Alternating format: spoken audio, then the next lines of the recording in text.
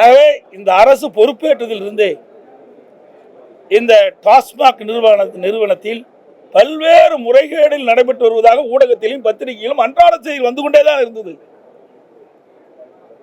இன்றைக்கு டாஸ்மாக் நிறுவனத்துக்கு உட்பட்ட மதுபான விற்பனை கடைகளில் ஒரு பாட்டிலுக்கு 10 ரூபா வாங்கிட்டு இருந்தாங்க. ஒரு நாளைக்கு 1.5 கோடி பாட்டில் வைக்குது. அப்படின்னா ஒரு நாளைக்கு 15 கோடி ரூபாய் இந்த அரசு மதுபான கடையின் மூலமாக ஊழல் செய்து இன்றைக்கு பல்வேறு தரப்புக்கு போயிருக்கு இந்த பணம்.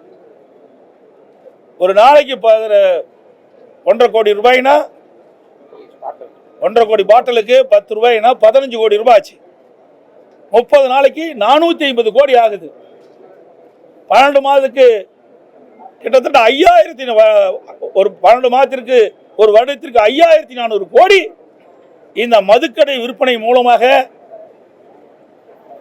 இந்த ஒரு பாட்டிலுக்கு 10 ரூபா வசூல் செய்வது மூலமாக இந்த ஆட்சியில் 5500 கோடி ஊழல் புரிந்திருப்பதாக தெரிய வருகிறது.